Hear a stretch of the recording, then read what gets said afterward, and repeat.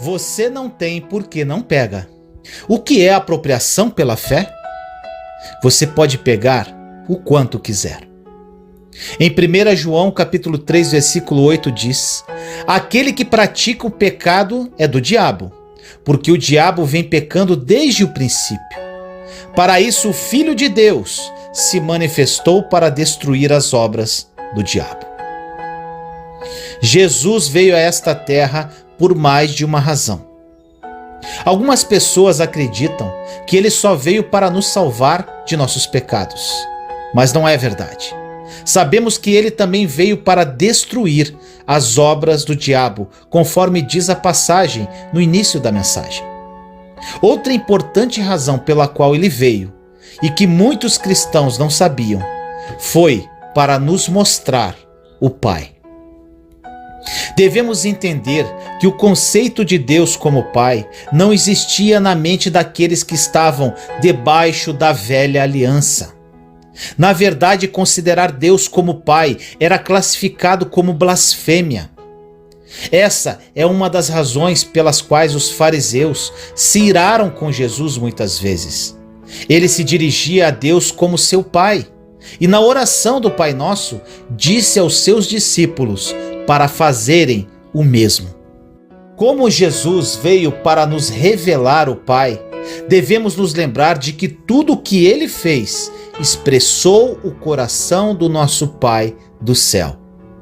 Jesus disse em João 5,19, Jesus lhes deu esta resposta: eu lhes digo verdadeiramente que o Filho não pode fazer nada de si mesmo, só pode fazer o que o Pai fazer, porque o que o Pai faz, o Filho também faz. Em Colossenses capítulo 1, versículos 15 a 16, Paulo confirma essa verdade quando diz que Jesus era a imagem do Deus invisível. Se você realmente quiser reconhecer a natureza e o coração de Deus, eu encorajo você a estudar a fundo a vida de Jesus. Você descobrirá que ele amava compassivamente os pecadores, os fracos e os perdidos. Ele não condenava as pessoas, ele se importava com elas. Hoje vamos falar de uma passagem que vai falar fortemente contigo. Por isso assista até o final essa mensagem. Uma passagem muito conhecida, a multiplicação dos pães e peixes, que encontra-se em João 6. Para abordar essa passagem e falar poderosamente ao seu coração, foi necessário essa introdução, para que fique claro em sua mente que vemos o Pai em tudo que Jesus fez. Portanto, ouça atentamente essa maravilhosa passagem de João, capítulo 6, versículos 1 a 13. Diz assim: algum tempo depois, Jesus partiu para outra margem do mar da Galileia, ou seja, do mar de Tiberíades, e grande multidão continuava a segui-lo, porque viram os sinais miraculosos que ele tinha realizado nos doentes. Então Jesus subiu ao monte e sentou-se com seus discípulos. Estava próxima a festa judaica da Páscoa. Levantando os olhos e vendo uma grande multidão que se aproximava, disse Jesus a Felipe: onde compraremos pão para esse povo comer? Fez essa pergunta apenas para pô-lo à prova, pois já tinha em mente o que ia fazer. Felipe lhe respondeu: 200 denários não comprariam pão suficiente para que cada um recebesse um pedaço. Outro discípulo, André, irmão de Simão Pedro, tomou a palavra: aqui está um rapaz com 5 pães de cevada e 2 peixinhos, mas o que é isto para tanta gente? Disse Jesus: mandem o povo assentar-se. Havia muita grama naquele lugar e todos se assentaram. Era cerca de 5.000 homens. Então Jesus tomou os pães, deu graças e os repartiu entre os que estavam assentados, tanto quanto queriam, e fez o mesmo com os peixes. Depois que todos receberam o suficiente para comer, disse aos seus discípulos: ajuntem os pedaços que sobraram, que nada seja desperdiçado. Então eles os ajuntaram e encheram 12 cestos com os pedaços dos 5 pães de cevada deixados por aqueles que tinham comido. Uma pergunta muito importante para respondermos através desta passagem: por que Jesus multiplicou a comida? João não nos disse diretamente por que ele fez isso, mas na multiplicação relatada em Mateus, temos o motivo. Em Mateus capítulo 15, versículo 32, diz assim: Jesus chamou aos seus discípulos e disse: tenho compaixão desta multidão. Já faz 3 dias que eles estão comigo e nada têm para comer. Não quero mandá-los embora com fome, porque podem desfalecer no caminho. Jesus os alimentou simplesmente porque teve compaixão. Lembre-se aqui que estamos falando de uma provisão natural, de coisas materiais. Essa passagem não está falando de coisas espirituais. Quando Jesus vê sua necessidade material, meu irmão e minha irmã, ele se compadece, o que expressa também o coração do Pai, como foi dito no início da mensagem. A provisão de Deus para nós não é motivada pelo que normalmente motiva os homens. Nós damos porque vemos uma necessidade. Deus dá porque Ele é generoso. Sua provisão é um reflexo do seu caráter bom e generoso. No Salmo 68, 10b diz: em tua bondade, ó Deus, fizeste provisão para os necessitados. Ele dá porque Ele é bom e não porque necessitamos. Que isso fique claro em seu coração. Se não estivermos convictos da bondade de Deus, como conseguiremos crer em sua generosa provisão? Meu irmão, minha irmã, todos os recursos do céu estão disponíveis para que nós o peguemos. Podemos pegar o quanto necessitarmos para nós e para o cumprimento do propósito de Deus nesta terra. Deus já decidiu, meu irmão, minha irmã. Não importa se vemos ou não a manifestação da provisão de Deus em nossa vida. Deus já decidiu ser generoso. Olha o que diz o versículo 5 e 6 de João 6. Levantando os olhos e vendo uma grande multidão que se aproximava, Jesus disse a Filipe: onde compraremos pão para esse povo comer? Fez esta pergunta apenas para pô-lo à prova, pois já tinha em mente o que ia fazer. Embora Jesus tenha perguntado a Filipe onde comprariam os pães, o versículo 6 nos mostra que ele estava apenas testando-o, pois já tinha decidido ser generoso. Deus já decidiu que a generosidade dele pertence a você. Coloque isso no seu coração e na sua mente. A escolha é totalmente sua, é totalmente nossa. Se Deus já decidiu ser extraordinariamente generoso na vida de seus filhos, então por que tantos cristãos que amam tanto a Deus estão passando necessidade? Preste muita atenção a partir de agora, meu irmão, minha irmã. Se essa revelação entrar no seu coração hoje, a sua vida com relação à provisão pode mudar radicalmente.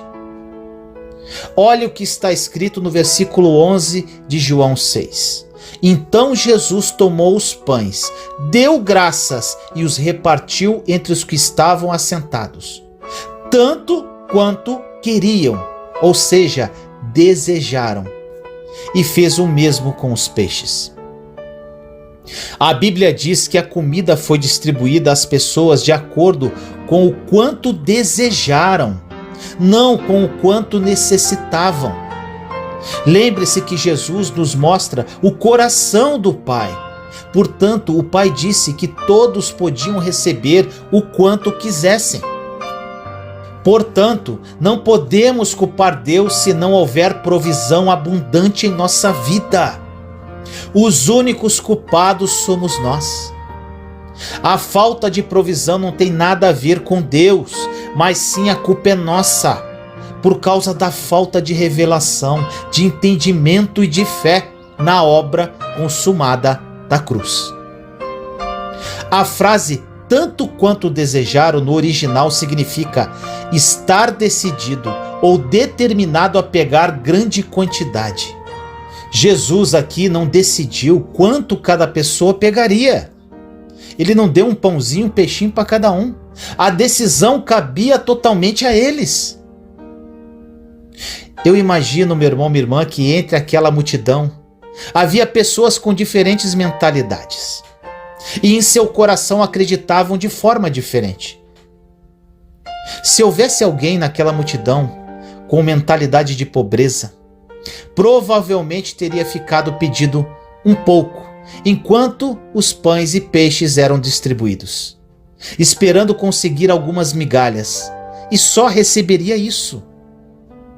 Alguém também no meio da multidão, com a autoimagem ruim, que acreditava não ser digno, também teria recebido muito pouco. Alguém sem fé, que temesse pegar com ousadia, também teria recebido muito pouco. Mas, irmão e irmã, talvez houvesse alguém naquele povo que dissesse a si mesmo: eu vou pegar mais que todo mundo, eu vou comer até ficar cheio, depois vou levar um pouco para meus amigos e vizinhos, e então vou vender o que sobrar no mercado, não vou desperdiçar nada. E essa pessoa teria tido abundância, porque teria pego tudo isso. Jesus refletia nosso Pai generoso, e ele não decidiu o quanto cada um receberia. Cabia a cada pessoa decidir. A dolorosa realidade que enfrentamos em nossas vidas é que o fato de haver muita ou pouca provisão em nossa vida não tem a ver com Deus, mas depende do estado do nosso próprio coração.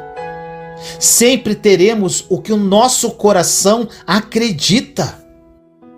Na gramática do idioma original em que essa expressão foi escrita, ela está na forma ativa e significa o quanto você pegar e continuar pegando. Meu irmão, minha irmã, eu estou plenamente ciente de que muitas pessoas pelo mundo têm abusado da mensagem da prosperidade. Muitos têm usado o dinheiro para lucro pessoal, movidos por muita ganância, e permitiram que o seu coração fosse tomado pelo amor ao dinheiro. Contudo, isso não nos dá o direito de rejeitar ou alterar a palavra de Deus. Deus é o Pai que disciplina seus filhos, e não cabe a nós fazer isso ou julgar ninguém. Um dia, todos nós estaremos diante de Jesus e prestaremos contas pessoalmente de nossa vida. Outro aspecto maravilhoso dessa história é que Jesus os fez sentar antes de pegarem a provisão material. Como vemos no versículo 10. Disse Jesus: mandem o povo assentar-se. Havia muita grama naquele lugar e todos se assentaram. Eram cerca de 5.000 homens. Creio que isso fale de entrarmos em seu descanso. Não conseguiremos experimentar a provisão abundante de Deus se ficarmos agitados orando, pedindo e implorando por ela. Devemos entrar no descanso da sua obra consumada, confiando em sua bondade, com plena segurança em nosso coração de que isso é o que ele deseja para nós. Escute isso atentamente, meu irmão, minha irmã. Jesus não viveu na terra usando sua divindade e seu poder divino para operar milagres. Ele fez os milagres como homem pela fé. Portanto, se crermos, também poderemos fazer obras maiores do que ele fez. Ele disse isso. Nesta história, ele nos mostrou o que é apropriação pela fé. No versículo 11, vimos que ele simplesmente pegou os pães e os peixes. Ele expressou a sua fé, depois agiu movida por ela, crendo plenamente na provisão de seu Pai.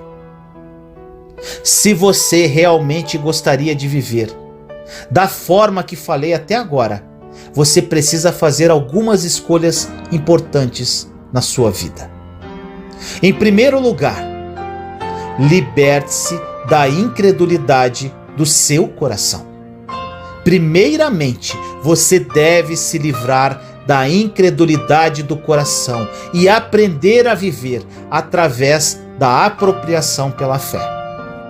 Segundo lugar, o que você quer? Em segundo lugar, você deve decidir o que realmente quer. Você está satisfeito com seu estilo de vida neste exato momento? O que você realmente quer do fundo do seu coração? Quanto você quer? Você quer simplesmente sobreviver? Se for, então é o que você terá.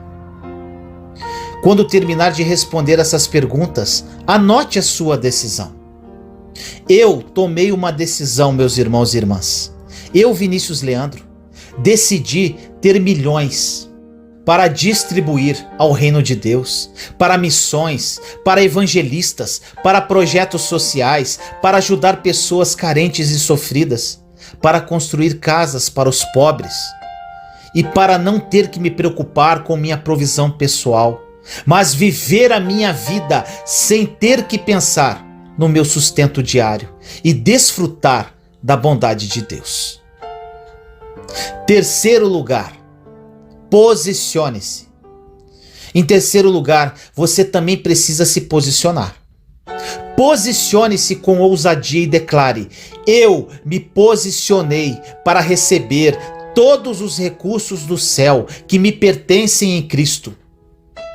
Deus disse que eu poderia pegar o quanto quisesse, então não vou me preocupar com as finanças, mas terei provisão abundante para desfrutar da bondade de Deus e ser generoso em todas as ocasiões. Ao menos que você se posicione ativamente para receber o que Deus já lhe deu, você não experimentará isso. Quarto lugar, renuncie à pobreza. Em quarto lugar, você deve renunciar, rejeitar e recusar a pobreza. Declare que ela não tem legalidade para estar em sua vida. Quinto lugar, declare que a obra consumada da cruz já está concluída, consumada. Cristo já pagou por sua provisão. Continue declarando que ela já está pronta de acordo com a obra consumada da nova aliança. A partir de hoje, não dependerá apenas de você. Lembre-se, está consumado. E você pode pegar o quanto quiser. Ore comigo assim: Senhor amado, nos colocamos em sua santa e doce presença neste dia. Eu, meus irmãos e irmãs em Cristo Jesus. Deus misericordioso, que esta mensagem seja clara nos corações. Espírito Santo, revela a verdade no coração dos meus irmãos e irmãs, pois só ela liberta. No dia de hoje, tiramos toda a incredulidade do nosso coração.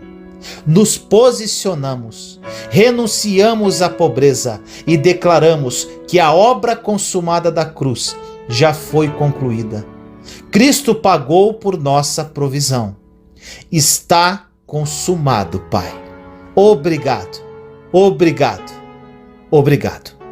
Assim nós oramos, em nome do nosso Senhor Jesus Cristo. Amém.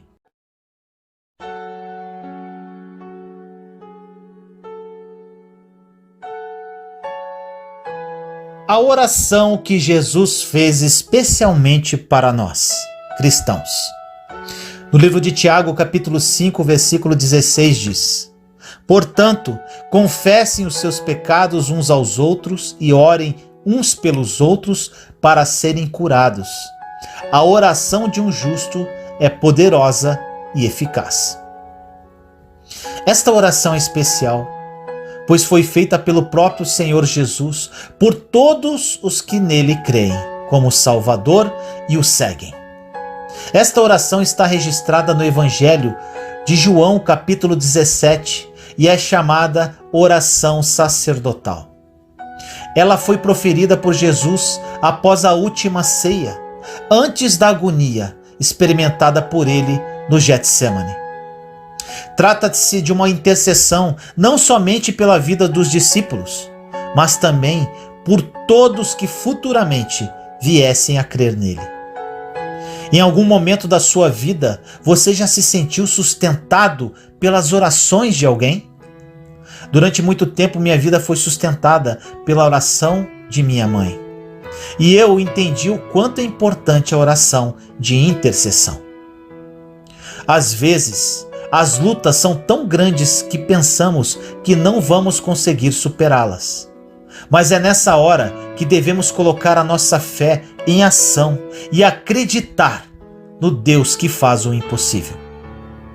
Se você está passando por uma crise em alguma área da sua vida, entregue o seu coração a Jesus e entenda que você já tem tudo dentro de você para vencer seus problemas.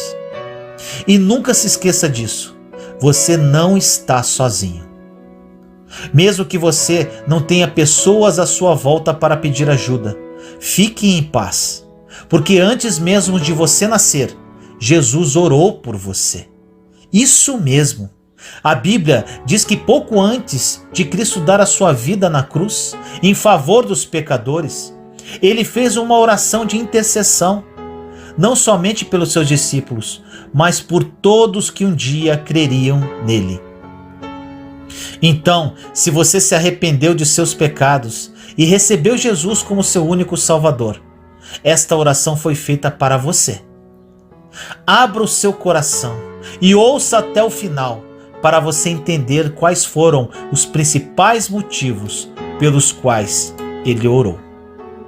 Em João capítulo 17 está escrito: depois de dizer essas coisas, Jesus olhou para os céus e disse: Pai, chegou a hora. Revela a natureza divina do teu Filho, a fim de que ele revele a tua natureza gloriosa. Pois tens dado ao Filho autoridade sobre todos os seres humanos, para que ele dê a vida eterna a todos os que lhe deste. E a vida eterna é esta: que eles conheçam a ti, que és o único Deus verdadeiro, e conheçam também Jesus Cristo, que enviaste ao mundo. Eu revelei no mundo a tua natureza gloriosa, terminando assim o trabalho que me deste para fazer. E agora, Pai, dá-me na tua presença a mesma grandeza divina que eu tinha contigo antes de um mundo existir. Eu mostrei quem tu és para aqueles que tiraste do mundo e me deste. Eles eram teus e tu os deste para mim. Eles têm obedecido a tua mensagem e agora sabem que tudo que tens dado vem de ti.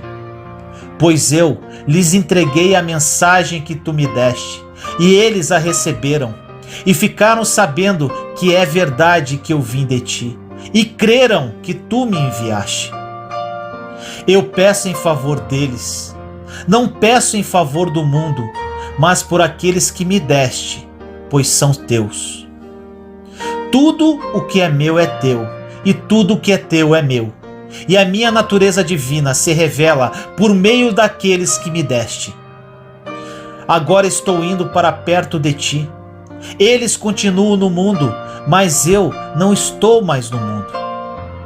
Pai Santo, pelo poder do teu nome, o nome que me deste, guarda-os para que sejam um, assim como tu e eu somos um. Quando estava com eles no mundo, eu os guardava pelo poder do teu nome, o mesmo nome que me deste. Tomei conta deles, e nenhum se perdeu, a não ser aquele que já ia se perder, para que se cumprisse o que as Escrituras sagradas dizem. e agora estou indo para perto de ti. Mas digo isso enquanto estou no mundo, para que o coração deles fique cheio da minha alegria.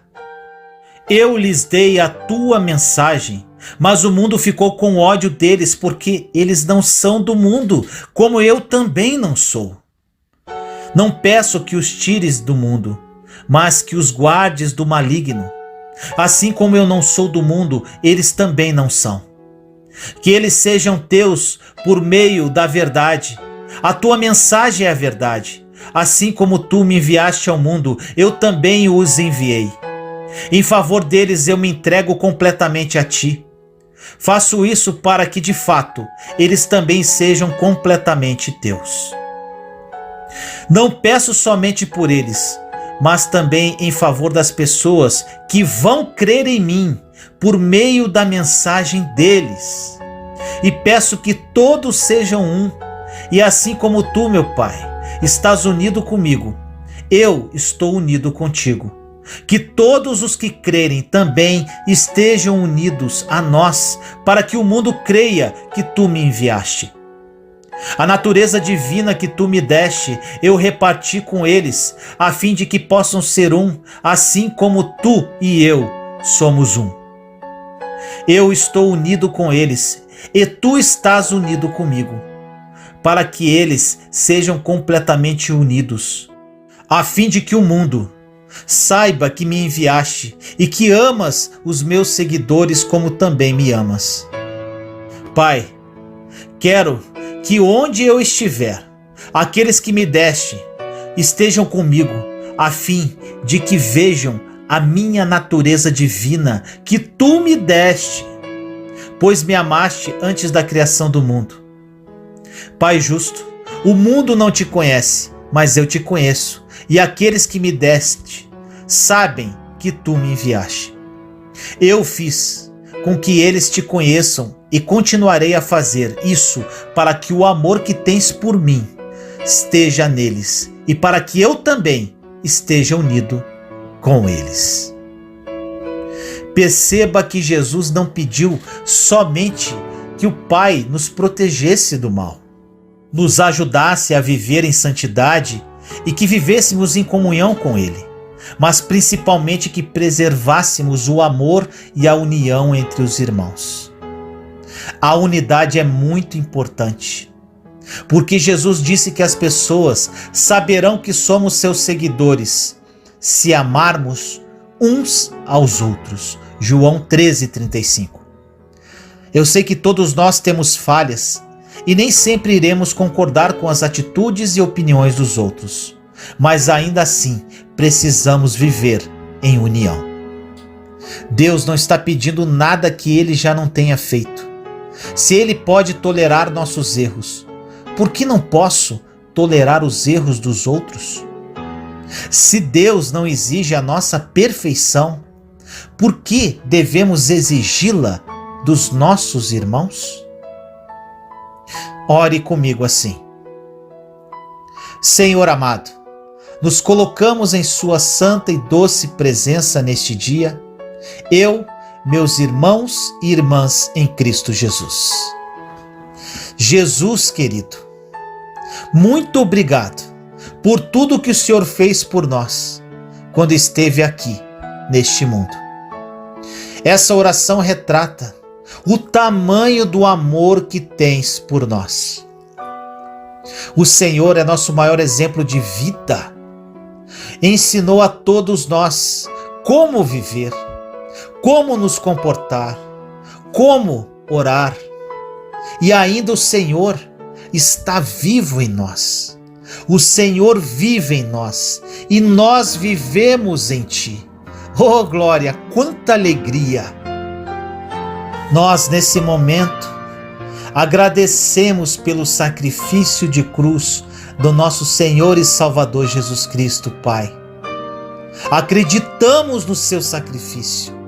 Acreditamos, Senhor, e seguimos cheios de fé, de graça, de força e de coragem.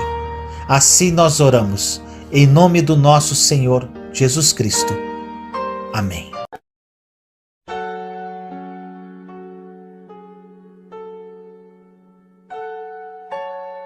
vai valer a pena. Em 2 Coríntios 4, 16 e 17 diz: por isso, não desfalecemos, mas ainda que o nosso homem exterior se corrompe, o interior, contudo, se renova de dia em dia. Porque a nossa leve e momentânea tribulação produz para nós um peso eterno de glória muito excelente. Que palavra poderosíssima! Em outras traduções diz: peso eterno de glória incomensurável. O que isso quer dizer? Quer dizer que a tribulação que você está passando hoje é leve, por pior que possa parecer, comparando com a glória sem medidas que está por vir. Demais, não é? Paulo é um grande exemplo para nós. Ele enfrentou sofrimentos, aflições e angústia ao pregar o Evangelho.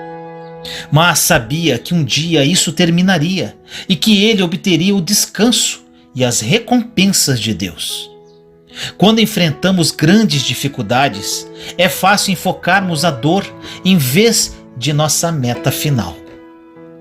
Da mesma maneira que os atletas se concentram na linha de chegada e ignoram o seu desconforto, nós também devemos enfocar a recompensa por nossa fé e a alegria que dura para sempre.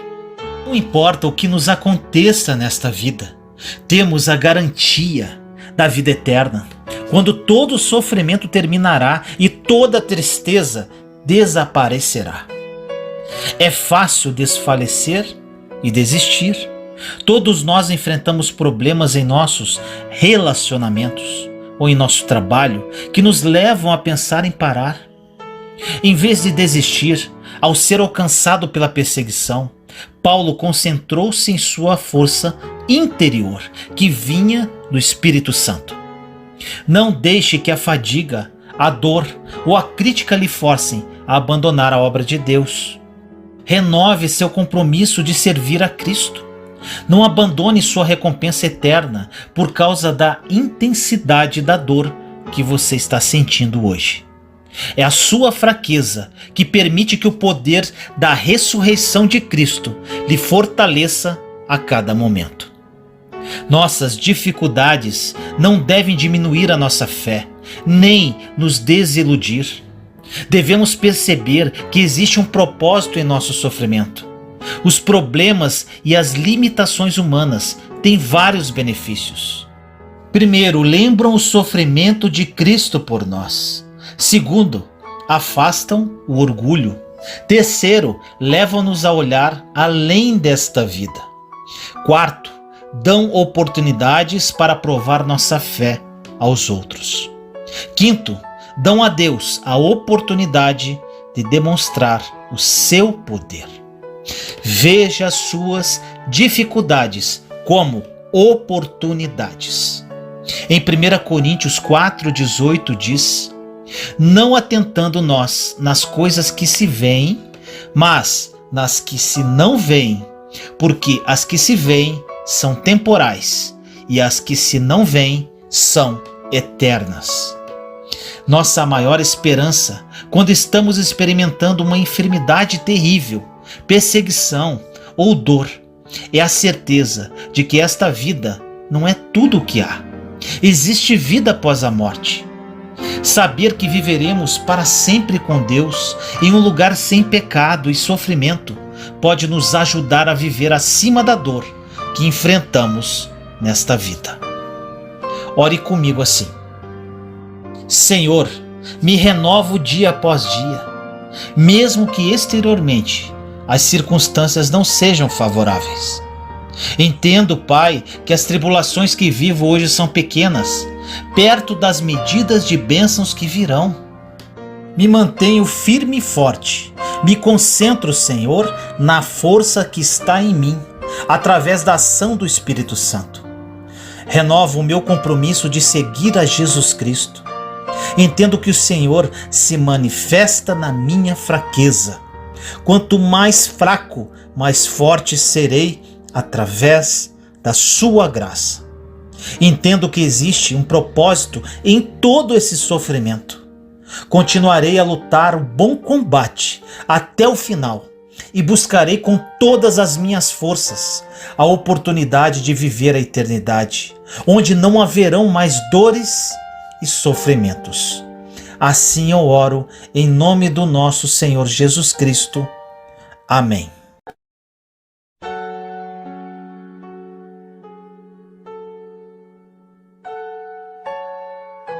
Seja honesto com Deus e receba misericórdia. No Salmo 26, versículos 6 e 7 diz: Lavo as mãos da inocência, e assim andarei, Senhor, ao redor do teu altar, para entoar com voz alta os louvores e proclamar as tuas maravilhas todas. Cada manhã precisamos estar limpos para nos aproximarmos de Deus. Se há algo de errado entre nós e Deus, quando tentarmos orar e entrar na presença dele, isso nos impedirá até que lidemos honestamente com o assunto. Deus quer que confessemos nossas falhas. Não gostamos de lidar com a nossa própria carne. Isso causa desconforto, mas precisamos fazê-lo. A maioria de nós gosta de dar desculpas, mas desculpas nos mantêm no engano. Uma desculpa é uma justificativa recheada com uma mentira. Em João 8,32 diz que a verdade nos libertará. Honestidade com Deus nos tornará livres para desfrutarmos uma vida maravilhosa. Um grande exemplo de desculpas e falta de honestidade foi o povo israelita na ocasião da sua libertação da escravidão do Egito rumo à terra prometida. Eles não zelaram para a aliança que tinham com Deus.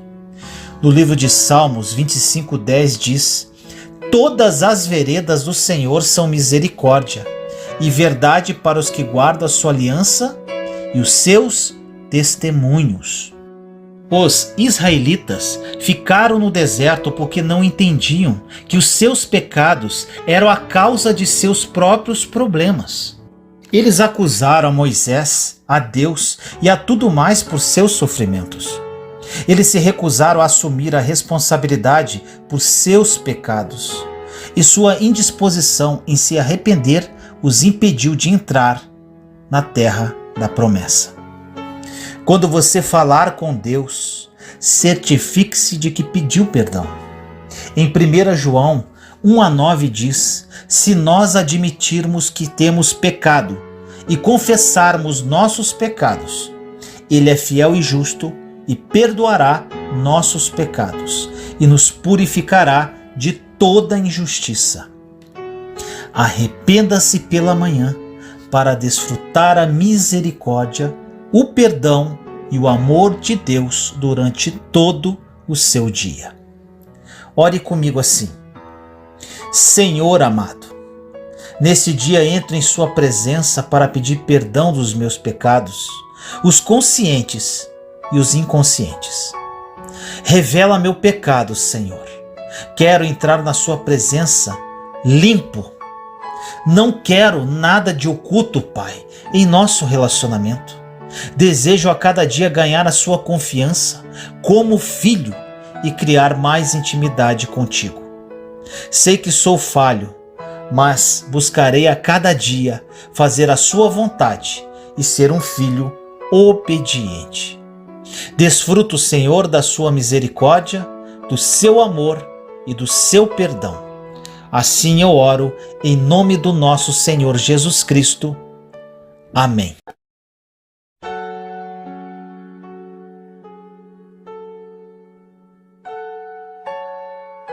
Receba as dádivas de Deus e abunde em graça. No livro de Isaías, capítulo 1, versículo 19, diz: Se quiserdes e me ouvirdes, comereis o melhor desta terra. Que vantagem há em termos um copo com água se não pudermos bebê-lo? Nossa sede não será saciada até que o façamos. Jesus disse em João 7,37: Se alguém está com sede, venha a mim e beba. Ele disse que se tivermos qualquer tipo de necessidade, teremos de lhe pedir o que queremos, e então o receberemos. As boas coisas de Deus estão disponíveis para aqueles que simplesmente se rendem a Ele e aceitam suas bênçãos e sua misericórdia. As pessoas pedem perdão a Deus, mas se esquecem de dizer: recebo o perdão agora mesmo, creio que estou perdoado. A misericórdia é um dom gratuito. Você não consegue obtê-la por meio das suas realizações. Não pode merecê-la e nem comprá-la. A única coisa que você pode fazer é recebê-la. Apenas humilhe-se e aceite o perdão de Deus. O desejo do Senhor é que nos abundemos em sua graça. Em 2 Coríntios 9:8 diz: Deus pode fazer-vos abundar em toda a graça, a fim de que, tendo sempre em tudo ampla suficiência, superabundeis em toda boa obra. Obter é conquistar algo por meio de luta e esforço. Mas a palavra receber significa agir como receptáculo e simplesmente apropriar-se do que é oferecido. Podemos receber misericórdia, graça, força, perdão e amor de Deus. Este é um novo dia e a misericórdia de Deus é renovada a cada manhã. Lamentações 3:22-23. Podemos ter um começo novo em folha hoje. Permita que a misericórdia de Deus o fortaleça e o cure antes de começar a sua rotina. Receba seu poder curador e deixe sua graça operar em você. Hoje pode ser um dia vivido de forma fácil, se você depender da graça de Deus para fazer o que Ele o chamou para fazer. Ore comigo assim: Tenho sede de ti, Senhor, e a cada dia que passa, fico mais insaciável da sua presença. Minha vida, Pai, está muito conturbada. Meus relacionamentos estão destruídos, minha vida financeira falida e minhas emoções estão muito abaladas. Tem misericórdia de mim, Senhor. Me ajude na caminhada e me direcione em meus passos. Recebo a sua graça, sua misericórdia, sua força e seu amor no dia de hoje. Me coloco à sua disposição, Senhor, para que eu seja um veículo de graça na vida de todas as pessoas que cruzarem o meu caminho. Obrigado por tudo o que tens feito em minha vida, mesmo eu não sendo merecedor. Continuo firme e forte, perseverando, mesmo que minhas circunstâncias não sejam boas.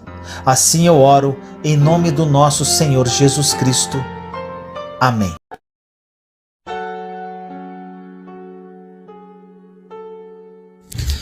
Deus vai falar com você através desta mensagem. Até quando vou sofrer? No livro de Romanos, capítulo 8, versículo 18, diz assim: Considero que os nossos sofrimentos atuais não podem ser comparados com a glória que em nós será revelada. Um dos maiores questionamentos na vida de um cristão é a respeito do seu sofrimento. Muitos acham que só porque são amados por Deus e receberam a salvação por meio do sacrifício de Jesus, eles não deveriam sofrer neste mundo. E esse tipo de pensamento é alimentado por uma teologia muito comum nas igrejas neopentecostais, que prega a vitória sobre todos os males, a cura sobre todas as doenças e a prosperidade financeira acima de qualquer outra coisa. Mas será que essa visão sobre a vida cristã está de acordo com a Bíblia? É sobre isso que eu quero falar com você neste vídeo. Muitas pessoas acreditam que, por estarem firmes com Deus e vivendo em santidade, elas estão livres de qualquer tipo de sofrimento. Mas esse pensamento está errado, porque passaremos por muitas aflições. Olha o que diz o Salmo 34:19. O justo passa por muitas adversidades, mas o Senhor o livra de todas. E veja o que Jesus disse em João, capítulo 15, versículo 20. Nenhum escravo é maior do que o seu senhor. Se me perseguiram, também perseguirão vocês.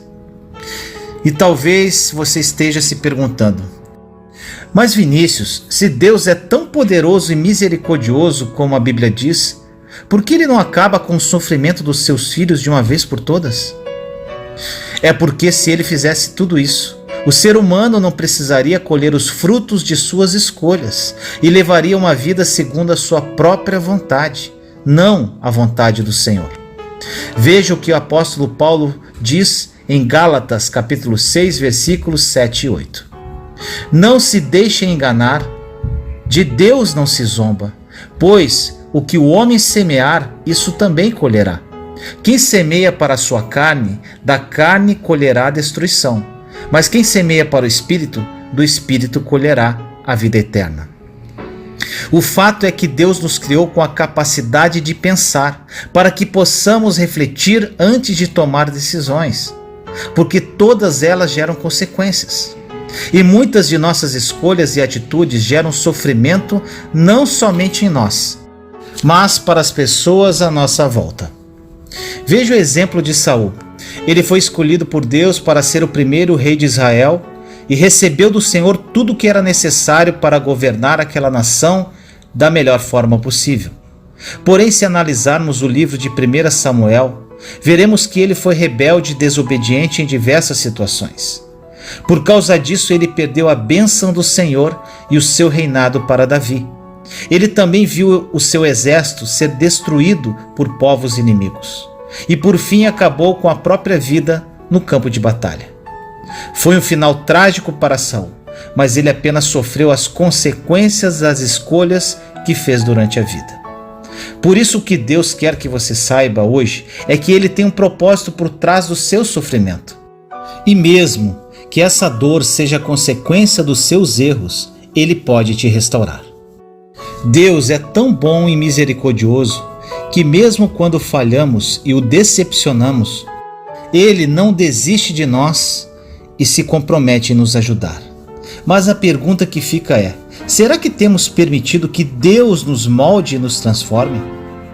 Por exemplo, existem muitos cristãos que passam por lutas e sofrimentos e, em vez de acreditarem nas promessas de Deus e do que Ele é capaz de fazer, ficam se fazendo de vítimas, chorando pelos cantos, se lamentando o tempo todo, pedindo oração para todo mundo. Não que pedir oração seja errado, mas nesses casos só demonstra uma espécie de coitadismo, vitimismo, autopiedade. Vamos ver o exemplo de Neemias, um judeu que trabalhava como copeiro do rei da Pérsia. Certo dia, ele recebeu a triste notícia de que Jerusalém estava destruída e que seus irmãos israelitas estavam vivendo em meio à miséria e à desgraça. Neemias capítulo 1, versículos de 1 a 4. Ele chorou muito com aquela situação e ficou tão triste que até o rei percebeu o abatimento daquele homem. Porém, se você ler todo o primeiro capítulo do livro de Neemias, verá que por mais que ele tenha chorado e se lamentado, não ficou se fazendo de coitado por causa da situação do seu povo e da sua terra natal. Ele orou, jejuou e se comprometeu a ir até Jerusalém para consertar o que precisava ser consertado. Veja o que Neemias disse aos homens que o acompanharam para ajudá-lo em Neemias capítulo 2, versículo 17. Vocês estão vendo a situação terrível em que estamos. Jerusalém está em ruínas e suas portas foram destruídas pelo fogo. Venham, vamos reconstruir o muro de Jerusalém para que não fiquemos mais nesta situação humilhante. Da mesma forma, não podemos permitir que as lutas e dificuldades nos desanimem completamente. Não podemos nos entregar à dor e ao sofrimento e ficar nos fazendo de vítimas. Nós podemos até chorar, mas também temos que buscar forças no Senhor e não se conformar com o que estamos passando. Então, se você está passando por um problema financeiro, se o seu casamento está em crise ou qualquer outra coisa, você tem todo o direito de chorar e ficar triste. Mas Deus espera que você enxugue as suas lágrimas, levante a sua cabeça, peça pela ajuda dele e comece a agir como verdadeiro filho de Deus para resolver a sua situação. Se for preciso, procure um novo emprego, peça perdão ao seu cônjuge, faça qualquer coisa para resolver aquilo que está fazendo você sofrer. Tome uma atitude. Alguns líderes religiosos têm ensinado que não podemos sofrer neste mundo, pois o sofrimento do cristão só acontece quando ele está em pecado. Mas isso não é verdade. Se fosse assim, Jesus não teria dito que nesse mundo teríamos aflições, mas que deveríamos ter bom ânimo porque ele venceu o mundo. Segundo João 16:33. Além disso, quando olhamos para a vida do apóstolo Paulo, vemos o quanto ele sofreu, não por estar em desobediência, mas por estar seguindo a Cristo de coração. E em momento algum, ele reclamava das provações que enfrentou. Isso está escrito em 2 Coríntios 11, de 24 a 30. Isso nos mostra que, em vez de reclamar e ficar culpando o diabo ou tentar encontrar uma causa para o seu sofrimento, o cristão deve se fortalecer no Senhor. Nós precisamos nos revestir do poder de Deus e fortalecermos uns aos outros. Veja o que o apóstolo Pedro disse em 1 Pedro, capítulo 5, versículos 6 e 7. Humilhem-se debaixo da mão poderosa de Deus, para que ele os exalte no tempo devido. Lancem sobre ele toda a sua ansiedade, porque ele tem cuidado de vocês. Sejam sóbrios e vigiem. O diabo, o inimigo de vocês, anda ao redor como leão, rugindo e procurando a quem possa devorar. Resistam-lhe, permanecendo firmes na fé, sabendo que os irmãos que vocês têm em todo o mundo estão passando pelos mesmos sofrimentos. O Deus de toda a graça, que os chamou para a sua glória eterna em Cristo Jesus, depois de terem sofrido durante pouco tempo, os restaurará, os confirmará, lhes dará forças e os porá sobre firmes alicerces. Infelizmente, o que mais temos visto nos dias de hoje são cristãos se colocando no centro de tudo, achando que Deus está a serviço deles. Muitos líderes têm pregado somente bênçãos e prosperidade, escondendo o verdadeiro sentido da mensagem do Evangelho, e com isso gerando crentes fracos que rejeitam os ensinamentos da Bíblia e acham que toda a nossa glória está nessa vida. Isso é muito perigoso. Veja o alerta deixado a todos nós pelo profeta Oséias, capítulo 4, versículo 6. Meu povo foi destruído por falta de conhecimento. Uma vez que vocês rejeitaram o conhecimento, eu também os rejeito como meus sacerdotes. Uma vez que vocês ignoraram a lei do seu Deus, eu também ignorarei seus filhos. Deus não quer que você viva enganado, meu irmão e minha irmã. Por isso, Ele quer que você entenda que, além do sofrimento, muitas vezes ser consequência de nossas escolhas ruins, ele também é usado por Deus para provar e purificar o nosso coração. Isso quando você permite que Deus faça isso. É por isso que a Bíblia diz que devemos ter paciência e sermos perseverantes em meio às aflições, pois essas lutas e dificuldades irão um dia cooperar para o nosso bem. Veja o que está escrito em Tiago, capítulo 5, versículos 10 e 11. Irmãos, tenham os profetas que falaram em nome do Senhor como exemplo de paciência diante do sofrimento. Como vocês sabem, nós consideramos felizes aqueles que mostraram perseverança. Vocês ouviram falar sobre a paciência de Jó e viram o fim que o Senhor lhes proporcionou. O Senhor é cheio de compaixão e misericórdia. Lembre-se disto. Todo esforço tem sua recompensa, assim como o sofrimento tem o seu consolo. A palavra de Deus nos diz que bem-aventurados são os que choram, porque eles serão consolados, em Mateus 5,4. E que as dores deste tempo presente não podem ser comparadas com a glória que há de ser revelada em nós. Romanos 8,18. Por isso, meu irmão, minha irmã, não fique procurando um culpado pelo seu sofrimento. Às vezes você vai sofrer justamente por ter escolhido seguir os passos de Jesus. Então, em vez de ficar chorando pelos cantos e murmurando pela sua falta de sorte, entre aspas, enxugue as suas lágrimas, assuma o seu poder e autoridade no nome de Jesus, aproprie-se de tudo que o Senhor já te concedeu através da obra consumada da cruz e comece a fazer tudo o que for possível para mudar a sua situação. Ore comigo assim: Pai amado, nos colocamos em sua santa e doce presença neste momento, eu, meus irmãos e irmãs em Cristo Jesus. Querido Deus, muitos dos meus irmãos e irmãs que oram comigo neste momento não entendem seus sofrimentos. Ficam buscando os porquês dos seus sofrimentos. Que eles entendam que os sofrimentos fazem parte da vida de um cristão e que temos tudo o que necessitamos para superá-los através da obra consumada da cruz. Toque esses corações, Pai. Assim nós oramos, em nome do nosso Senhor Jesus Cristo. Amém.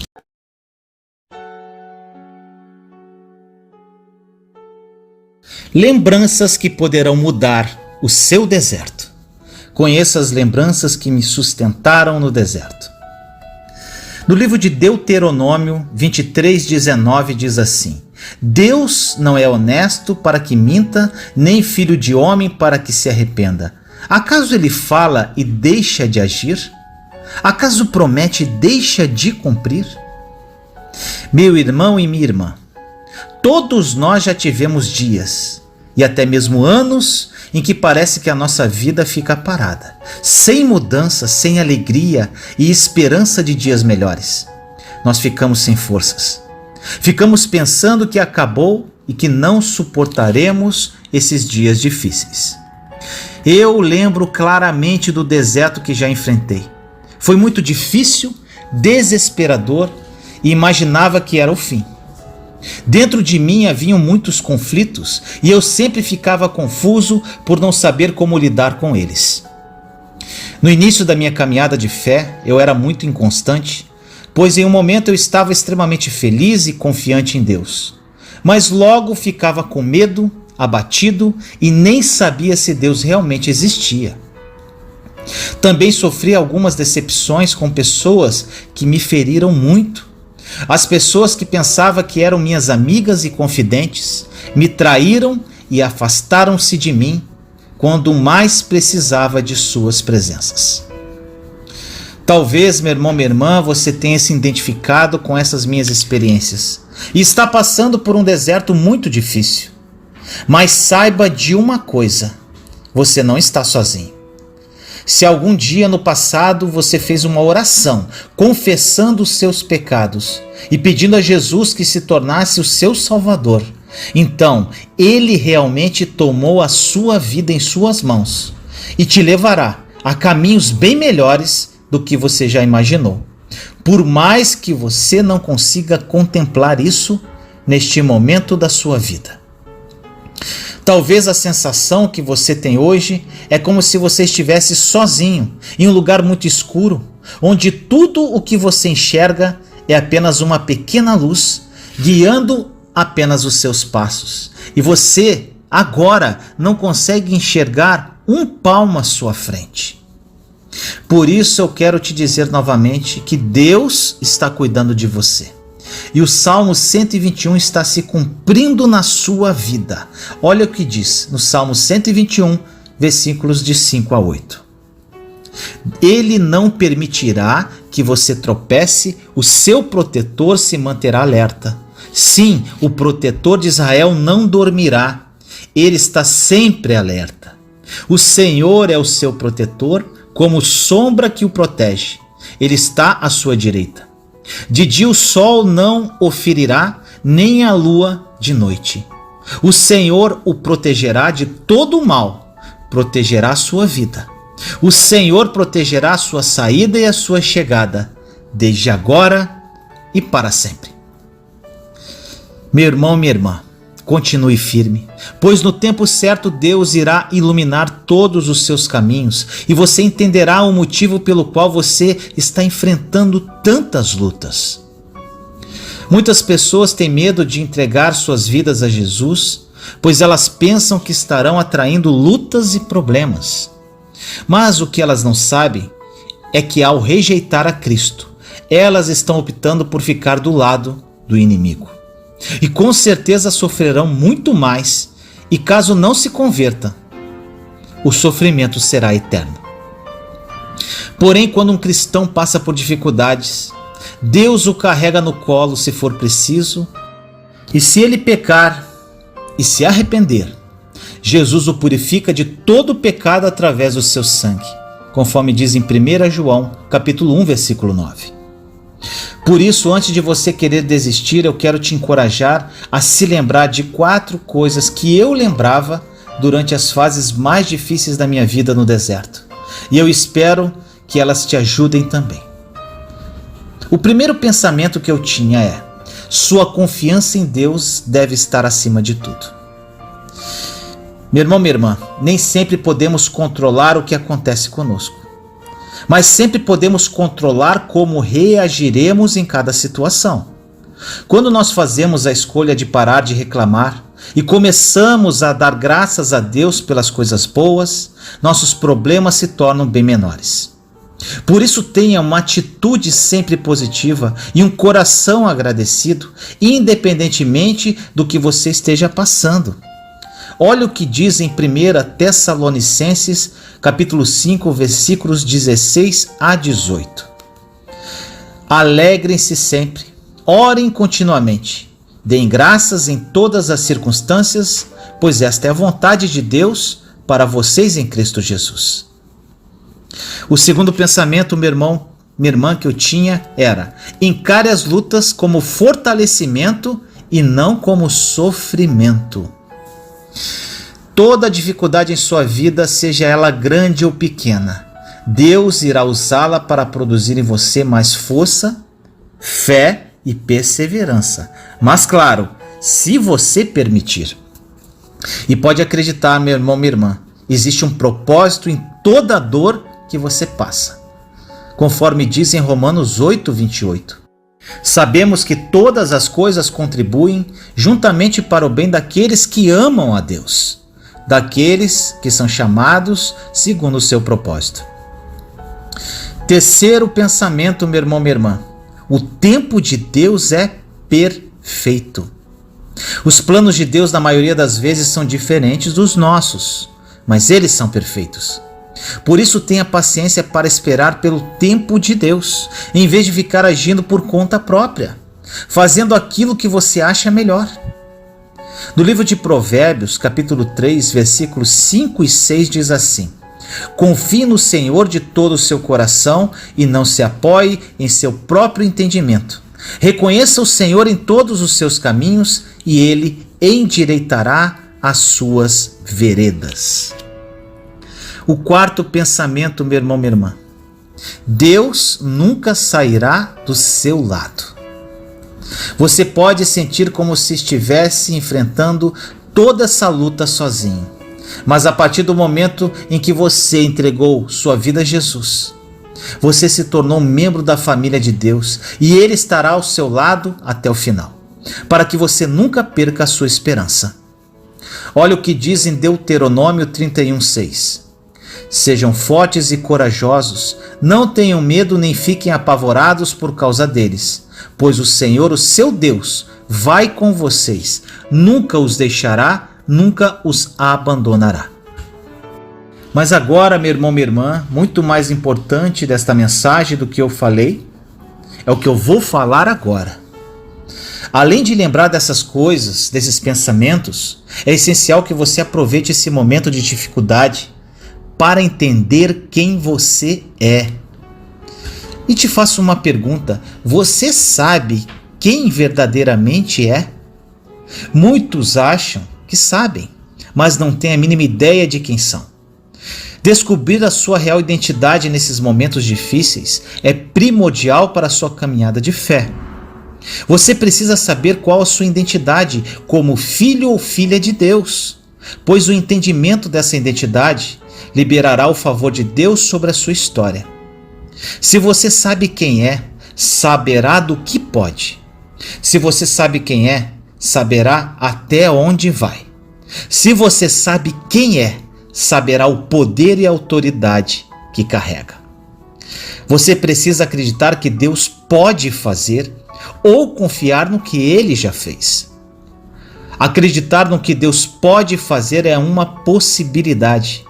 Confiar no que Ele já fez é uma certeza. Uma coisa é você estabelecer os seus próximos passos, entendendo que quem sabe um dia Deus estabeleça a promessa que fez.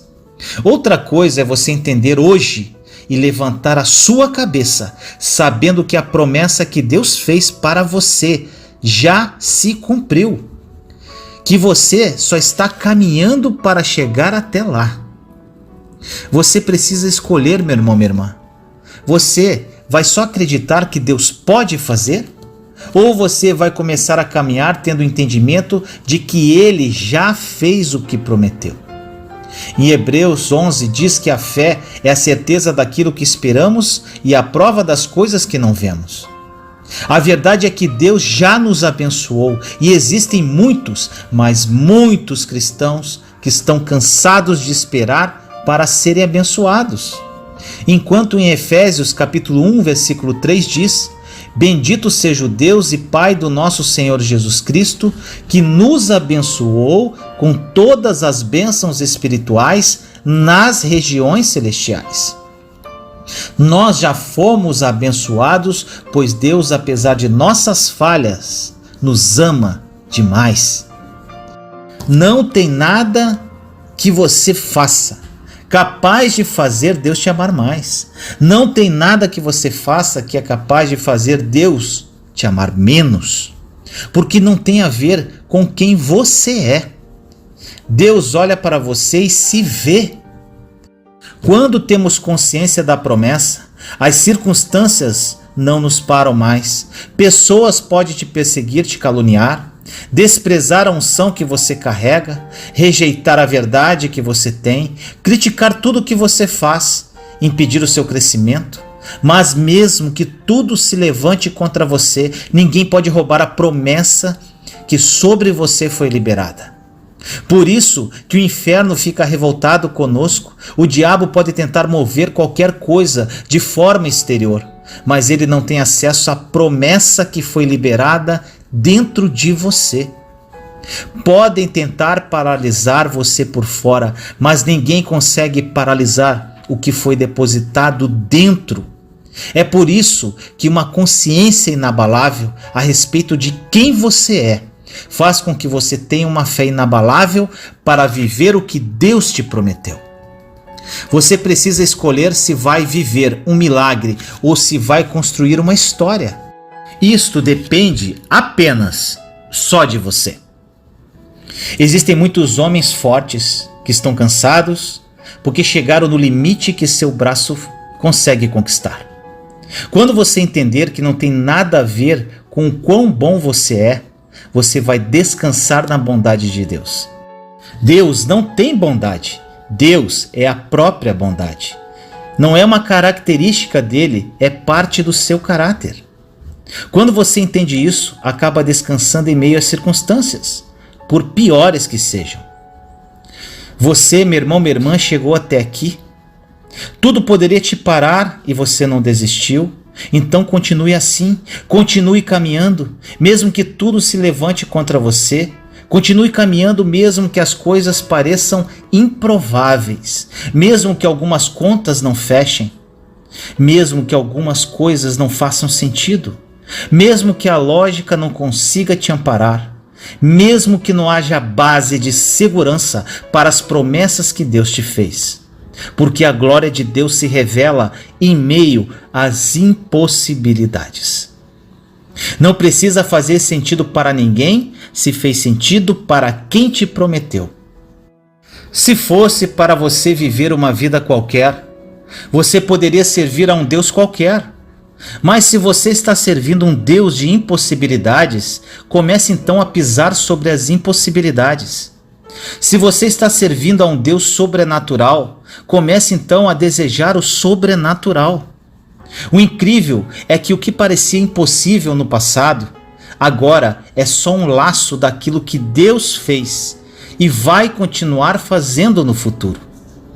Deus te diz hoje para fazer memória de tudo aquilo que Ele já fez lá atrás, porque isso será o combustível que você precisa para continuar crendo que Ele continuará fazendo lá na frente também. Nunca esqueça de onde Ele te tirou. Não esqueça dos sonhos tão pequenos que você carregava. Deixa Deus começar a estabelecer os seus passos. Deixa Deus começar a escrever as próximas páginas da sua história. Ore comigo assim: Pai amado, nos colocamos em sua santa e doce presença neste momento, eu, meus irmãos e irmãs em Cristo Jesus. Querido Deus, o deserto é muito difícil, mas é neste lugar que descobrimos a nossa verdadeira identidade. Durante essa caminhada, Pai, lembrava-me de certas coisas que edificavam a minha fé e me sustentavam no deserto. Que meus irmãos e irmãs que ouvem esta mensagem e oração tenham esta percepção e gravem essas lembranças que fortalecerão a fé durante o deserto. Que essa mensagem seja um divisor de águas em suas vidas. Assim nós oramos, em nome do nosso Senhor Jesus Cristo. Amém.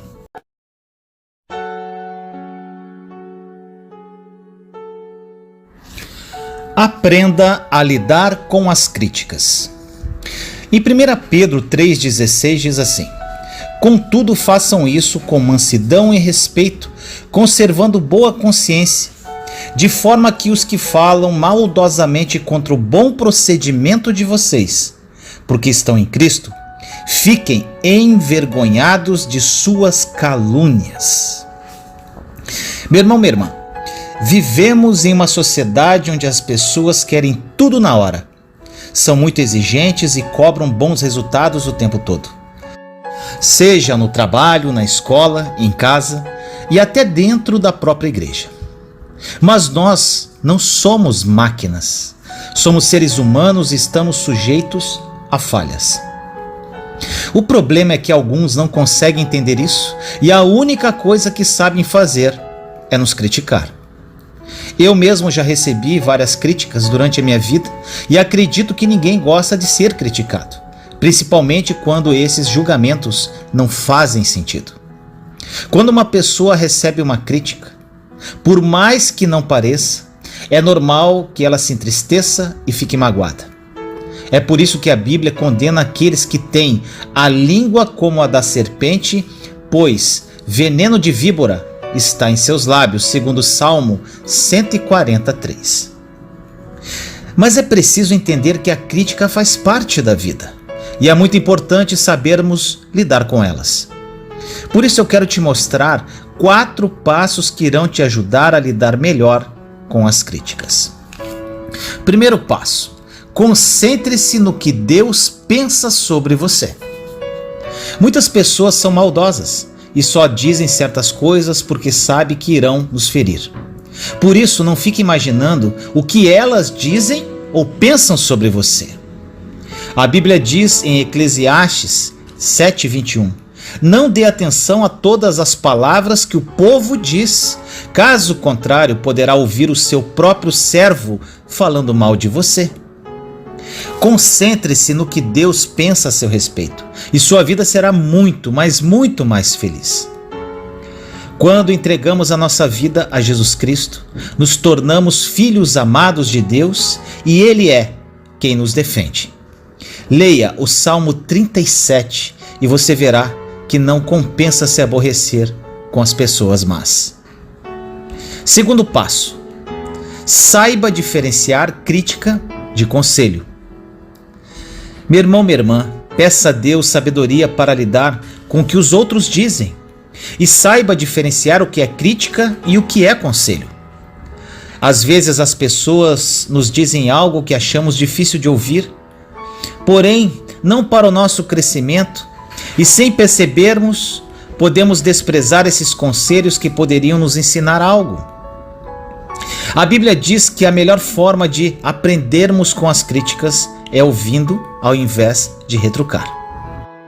Em Provérbios, capítulo 15, versículos 31 a 33, diz assim: Quem ouve a repreensão construtiva terá lugar permanente entre os sábios. Quem recusa a disciplina faz pouco caso de si mesmo. Mas quem ouve a repreensão obtém entendimento. O temor do Senhor ensina a sabedoria, e a humildade antecede a honra. Terceiro passo: obedeça a Deus.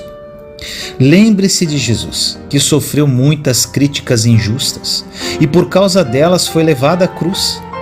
Em vez de se defender de tantas acusações sem sentido e brigar com todos que lhe apontavam o dedo, Jesus preferiu obedecer a Deus e fazer o que ele mandava. Entenda que muitas pessoas te criticam porque não têm a mesma visão que você. Talvez Deus colocou um sonho somente em seu coração e muitos não entenderão.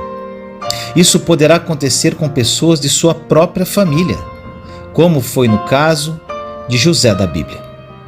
Por isso, obedeça a Deus acima de tudo e não deixe que nenhuma crítica te impeça de viver os planos do Senhor para a sua vida.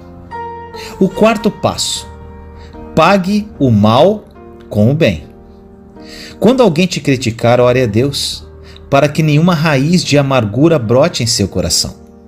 Geralmente as pessoas que estão feridas emocionalmente acabam ferindo as outras mesmo sem querer. Por isso, seja misericordioso e decida retribuir o mal com o bem. Se você sabe o quanto é ruim ser criticado de forma dura, escolha fazer diferente. Quando você ver que alguém cometeu um erro, mostre a ela o que é certo e em seguida a incentive com palavras de ânimo. Isso fará toda a diferença. A palavra de Deus diz em Provérbios 12:18: há palavras que ferem como espada, mas a língua dos sábios traz a cura. A Bíblia diz que todos nós nascemos com uma natureza pecaminosa por causa da desobediência a Deus por meio de Adão e Eva. Romanos 3:23. Por causa disso, temos uma tendência para pecar e fazer o que é mal. Quando uma pessoa faz algo que nos aborrece, logo ficamos com raiva e queremos brigar ou discutir com ela. Quando alguém nos faz mal, é comum termos a vontade de pagar na mesma moeda. Infelizmente, essa é a nossa natureza. E por mais que a gente tente ser uma boa pessoa, nunca estaremos livres de tropeçar no pecado. No entanto, o apóstolo Paulo nos desafia a sermos guiados por Deus em todas as nossas atitudes para assim vencermos o mal. Em Romanos 12, dos versículos 17 a 21, diz assim: não retribuam a ninguém mal por mal, procurem fazer o que é correto aos olhos de todos.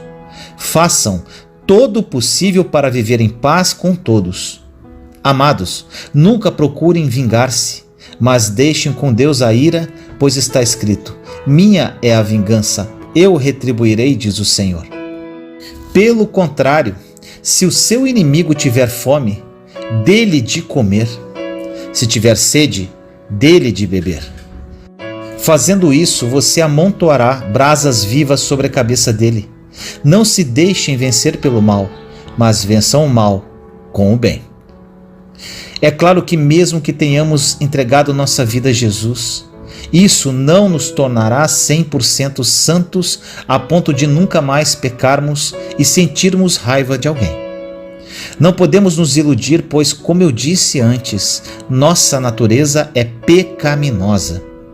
Eu conheço pessoas que abandonaram a fé por acreditar que nunca mais poderiam falhar. E não é isso que Deus quer. Eu cometo pecados, você comete, e Paulo também cometia pecados.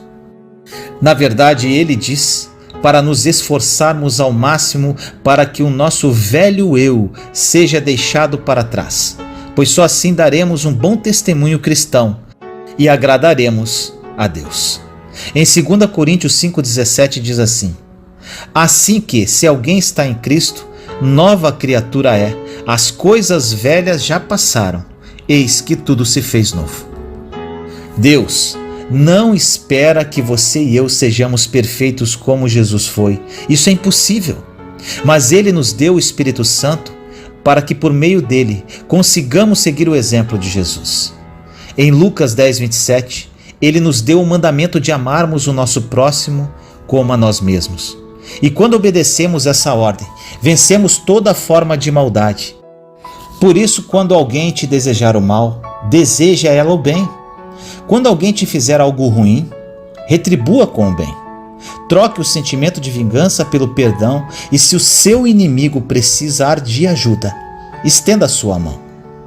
Em Mateus capítulo 5, versículos 43 e 44 diz assim: Vocês ouviram o que foi dito: ame o seu próximo e odeie o seu inimigo. Mas eu lhe digo, ame os seus amigos e orem por aqueles que os perseguem. Pode parecer impossível tomar essas atitudes, mas se nós realmente nascemos de novo, Ele nos ajudará a tomá-las. Por isso, irmãos, vamos oferecer a outra face. Não vamos revidar. Tenhamos paciência, humildade e amor. Sempre nos lembrando que se Deus nos perdoou, quem somos nós para não perdoarmos alguém? Em Efésios 4, 31 e 32 está escrito: Livrem-se de toda a amargura, indignação e ira, gritaria e calúnia, bem como de toda maldade. Sejam bondosos e compassivos um para com os outros, perdoando-se mutuamente, assim como Deus perdoou vocês em Cristo. O que as pessoas vão pensar se pagarmos o mal com o bem? Meu irmão, minha irmã, não importa o que elas vão pensar. O importante é o que Deus quer de nós. Ele transformou nosso coração e agora somos chamados para iluminar a vida das pessoas, seja quem for. Em Efésios 5, versículos de 8 a 10 diz assim: Porque outrora vocês eram trevas, mas agora são luz no Senhor. Vivam como filhos da luz, pois o fruto da luz consiste em toda bondade, justiça e verdade. E aprendam a discernir o que é agradável ao Senhor. Vivemos em um mundo mau, meu irmão, minha irmã, cheio de pecados, e cada vez mais as pessoas estão com ódio e egoísmo no coração. Mas o Senhor nos chama para sermos diferentes, para espalhar o seu amor. Vivemos dias de guerras que só acabarão quando Jesus voltar. Então, até lá, devemos permanecer firmes para lutar, vestidos de toda a armadura de Deus para ficarmos firmes contra as ciladas do inimigo, segundo Efésios 6:11. O inimigo trabalha na área do desespero e muitas vezes ele usará pessoas para tentar roubar a sua paz e te ferir emocionalmente. Mas se você buscar a Deus e pagar o mal com o bem, nada, absolutamente nada, poderá te atingir. Ore comigo assim: Pai amado, nos colocamos em Sua santa e doce presença neste momento, eu, meus irmãos e irmãs em Cristo Jesus. Querido Deus, muitos dos meus irmãos e irmãs que oram comigo neste momento não sabem lidar com as críticas. Ficam retrucando as críticas, ficam apontando quem criticou e com isso vivem vidas frustradas. Que essa mensagem toque em seus corações e que a partir de hoje haja uma verdadeira mudança nesses corações com relação às críticas. Assim nós oramos em nome do nosso Senhor Jesus Cristo. Amém.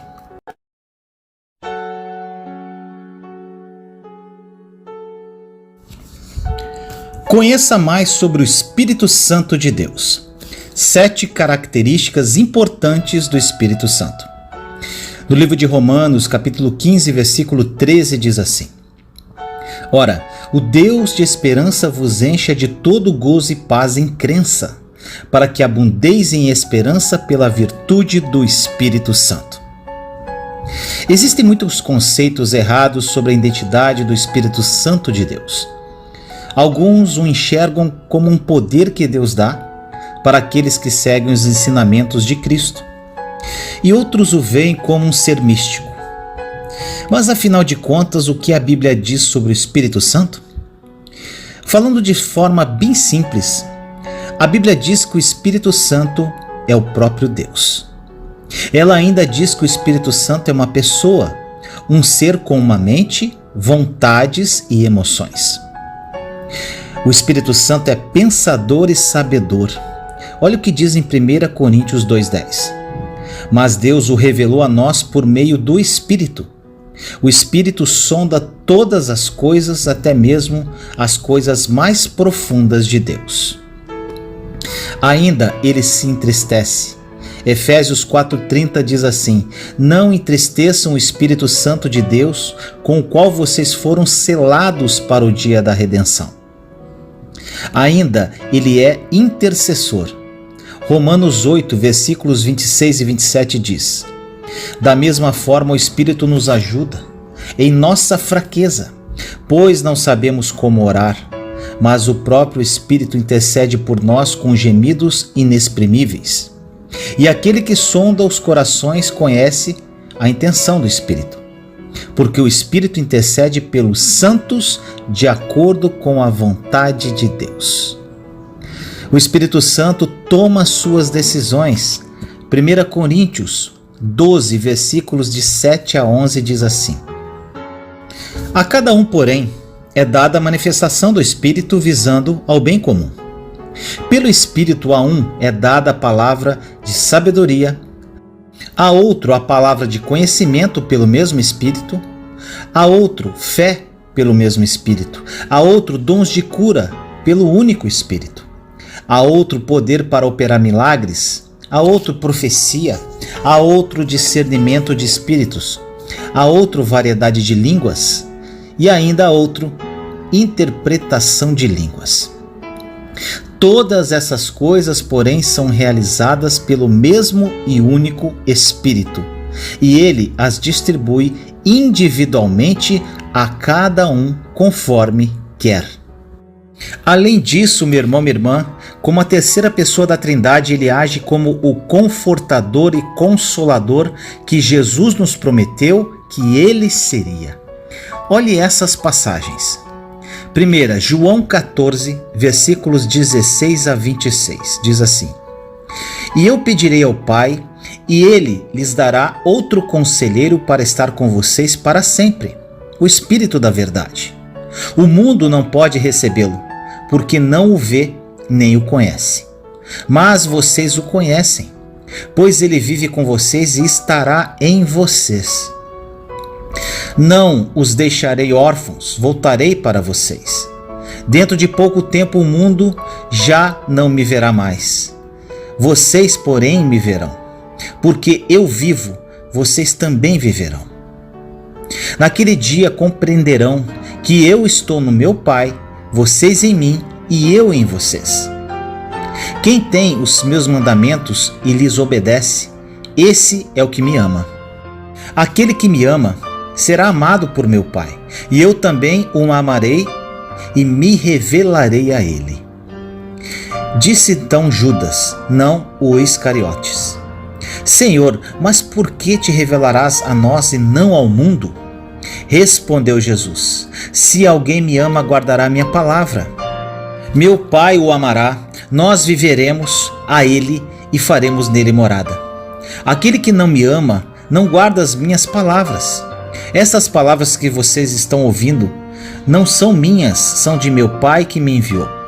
Tudo isso lhes tenho dito enquanto ainda estou com vocês, mas o Conselheiro, o Espírito Santo, que o Pai enviará em meu nome, lhes ensinará todas as coisas e lhes fará lembrar tudo o que eu lhes disse. João 15, 26 diz também: quando vier o Conselheiro, que eu enviarei a vocês da parte do Pai, o Espírito da verdade que provém do Pai, ele testemunhará a meu respeito. Por isso, meu irmão, minha irmã, eu te convido a conhecer um pouco mais sobre o Espírito Santo. E eu vou falar sobre 7 características importantes do Espírito Santo. Primeiro, o Espírito Santo habita naquele que crê. Somos a casa do Espírito Santo, somos o templo dele. Se alguém não tem o Espírito Santo dentro de si, esse não é de Deus.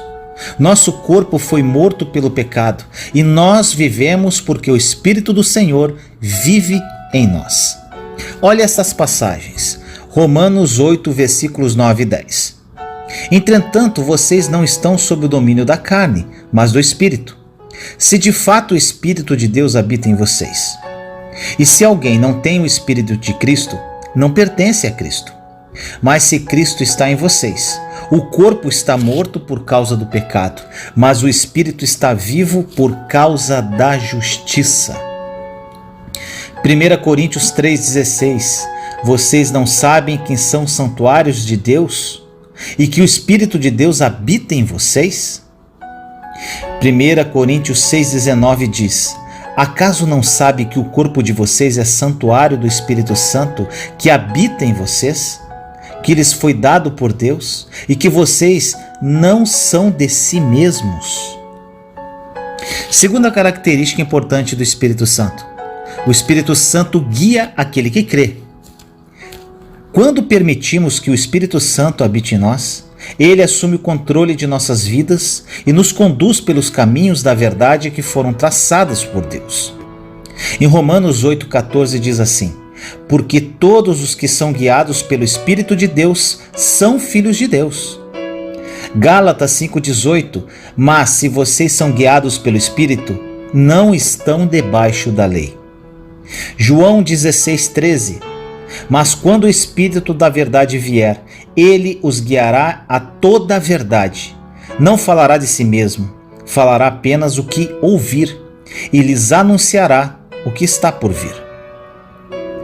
Terceira característica do Espírito Santo: o Espírito Santo mata a carne daquele que crê. Quando o Espírito Santo assume o controle de nossas vidas, ele nos ajuda a matar a nossa carne, nos afasta das paixões e desejos do mundo, como a prostituição, a avareza, a idolatria, entre outros. Romanos 8,13 diz assim: pois se vocês viverem de acordo com a carne, morrerão, mas se pelo Espírito fizerem morrer os atos do corpo, viverão. Gálatas 5,24 diz assim: os que pertencem a Cristo Jesus crucificaram a carne com as suas paixões e os seus desejos. Colossenses 3,5: assim façam morrer tudo o que pertence à natureza terrena de vocês: imoralidade sexual, impureza, paixão, desejos maus e a ganância, que é idolatria.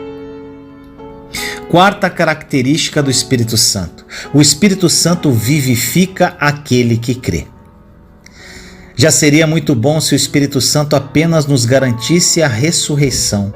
No entanto, ele vai muito além e vivificará o nosso corpo físico onde ele faz morada. Olha essas passagens. Romanos 8,11: e se o Espírito daquele que ressuscitou Jesus dentre os mortos habita em vocês, aquele que ressuscitou a Cristo dentre os mortos também dará vida a seus corpos mortais, por meio do seu Espírito que habita em vocês. 2 Coríntios 5,5: foi Deus que nos preparou para esse propósito, dando-nos o Espírito como garantia do que está por vir.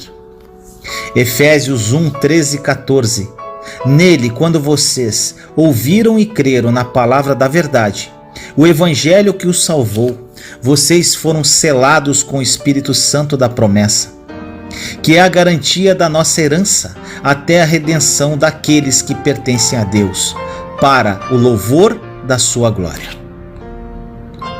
Quinta característica do Espírito Santo: o Espírito Santo testifica aquele que crê. O Espírito Santo confirma no nosso espírito que nos tornamos filhos de Deus e por isso participaremos com ele da sua glória. Romanos 8, versículos 14 a 17 diz: porque todos os que são guiados pelo Espírito de Deus são filhos de Deus.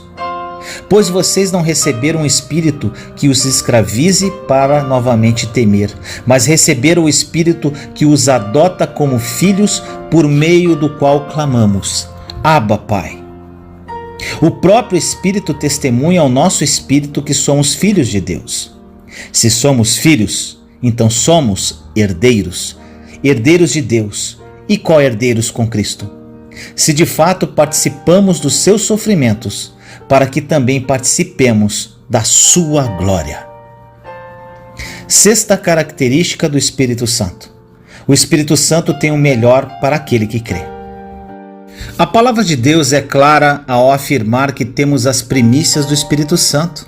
Isso quer dizer que temos os primeiros frutos, os começos de tudo que Deus vai nos oferecer no céu.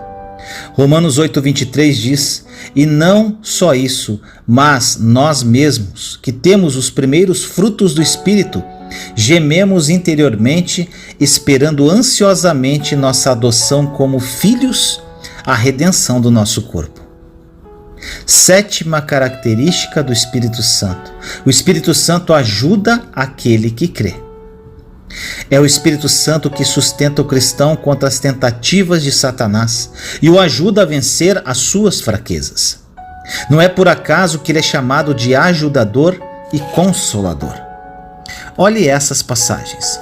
Romanos 8, 26 e 27 diz: da mesma forma o Espírito nos ajuda em nossa fraqueza, pois não sabemos como orar, mas o próprio Espírito intercede por nós com gemidos inexprimíveis.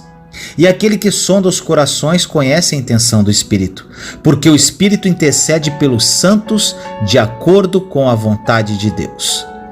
João 14, 26: mas o Conselheiro, o Espírito Santo, que o Pai enviará em meu nome, lhes ensinará todas as coisas e lhes fará lembrar tudo o que eu lhes disse.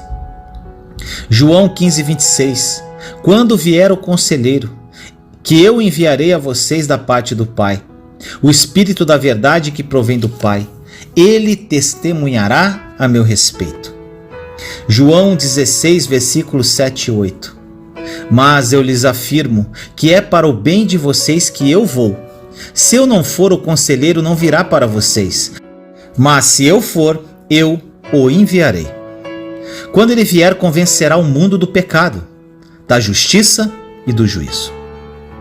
Concluindo, meu irmão, minha irmã, o Espírito Santo não é um turista que vem morar dentro de nós apenas por um tempo. Não, ele habita em nós e foi enviado por Deus para estar sempre conosco. Em João 14, 16 e 17 diz: e eu pedirei ao Pai, e ele lhes dará outro conselheiro para estar com vocês para sempre, o Espírito da verdade. O mundo não pode recebê-lo porque não o vê nem o conhece, mas vocês o conhecem, pois ele vive com vocês e estará em vocês. Ele é o nosso ajudador em todos os momentos e deseja ser nosso amigo íntimo. Por isso, meu irmão, minha irmã, dê espaço a ele e deixe que ele assuma o controle da sua vida. João 7, versículos 37 a 39. No último e mais importante dia da festa, Jesus levantou-se e disse em alta voz: se alguém tem sede, venha a mim e beba.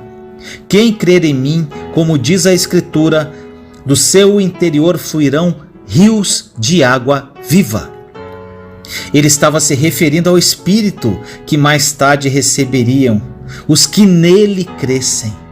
Até então o Espírito ainda não tinha sido dado, pois Jesus ainda não fora glorificado. Agora eu faço uma pergunta, meu irmão, minha irmã, para terminar esta mensagem.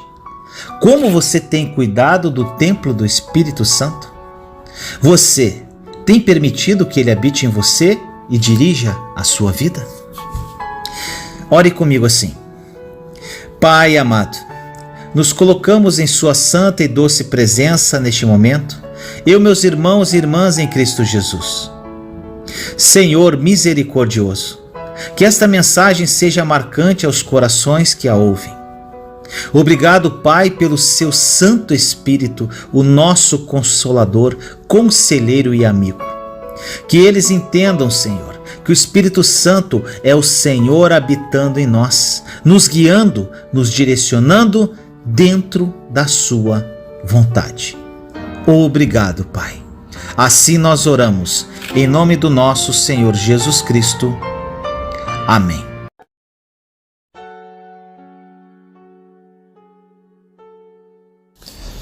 Como será o fim dos tempos de acordo com a Bíblia?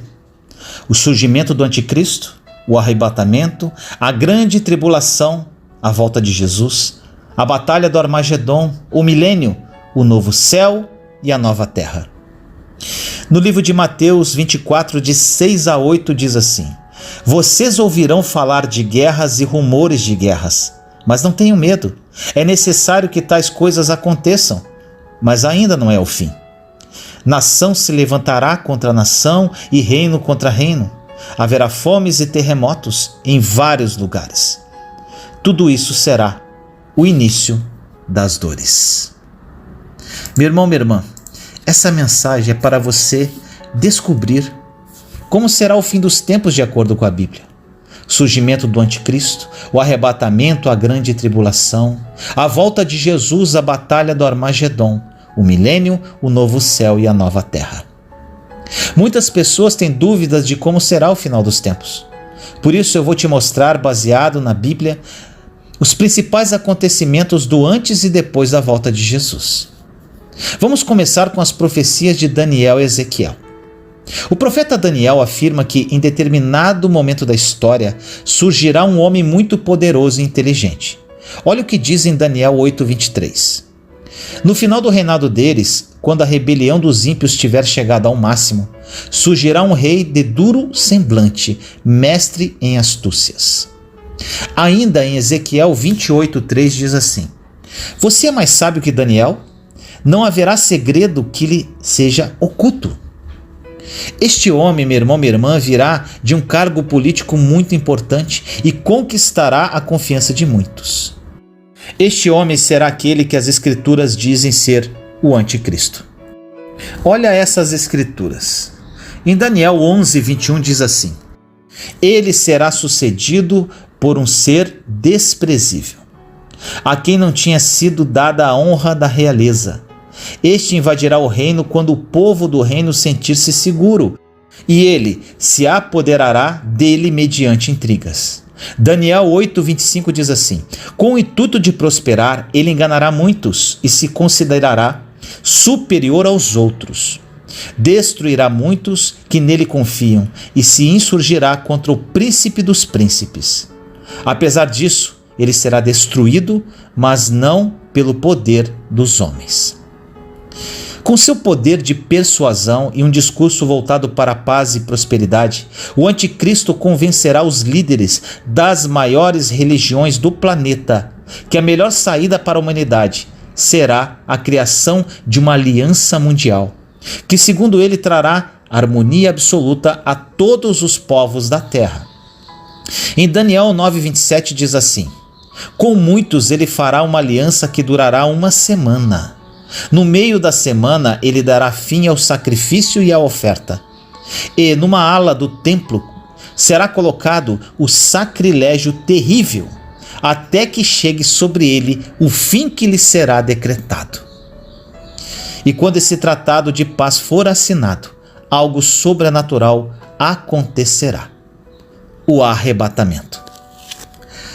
Meu irmão, minha irmã, as pessoas estarão vivendo suas vidas tranquilamente, quando de repente os jornais darão a seguinte notícia: milhares de pessoas desapareceram misteriosamente ao redor do mundo. Ainda não se sabe como sumiram. Restaram apenas suas roupas. As mães estão desesperadas porque todas as suas crianças pequenas e recém-nascidas foram levadas. O que está acontecendo?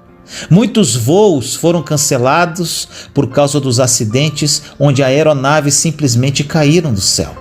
O mesmo aconteceu com o trânsito. Várias batidas aconteceram ao mesmo tempo ao redor do mundo e ninguém consegue achar os motoristas. Os hospitais estão lotados com tantas vítimas, mas nem todas conseguem atendimentos, pois faltam médicos e enfermeiros que sumiram também sem deixar rastros. Já imaginou isso, meu irmão, minha irmã? O apóstolo Paulo fala sobre esse arrebatamento da igreja de Cristo em 1 Tessalonicenses, capítulo 5, versículos de 1 a 5. Diz assim: Irmãos, quanto aos tempos e épocas, não precisamos escrever-lhes, pois vocês mesmos sabem perfeitamente que o dia do Senhor virá como ladrão à noite. Quando disserem paz e segurança, então de repente a destruição virá sobre eles, como dores à mulher grávida, e de modo nenhum escaparão. Mas vocês, irmãos, não estão nas trevas, para que esse dia o surpreenda como ladrão. Vocês todos são filhos da luz, filhos do dia. Não somos da noite nem das trevas. Você já parou para pensar no caos que o arrebatamento irá causar em todo o mundo?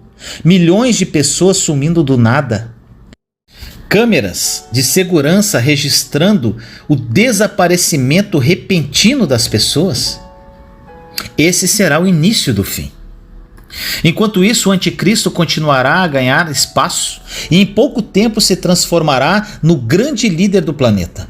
O início do seu governo será de muita paz, pois ele convencerá os líderes de todos os países de que com ele à frente da política, da fé e da economia, tudo caminhará bem e que todos serão felizes.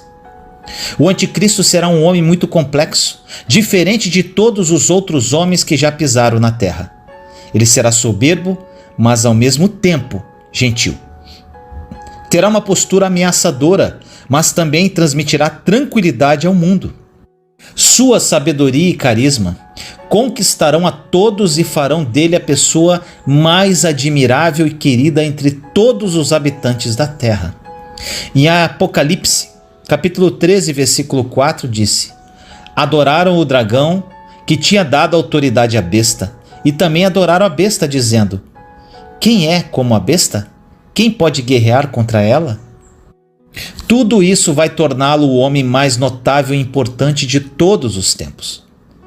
Estudiosos do livro de Apocalipse afirmam que durante esses primeiros meses desse novo governo, os palestinos reconhecerão Israel como nação e concederão uma parte de seu território para que um terceiro templo do Senhor seja construído.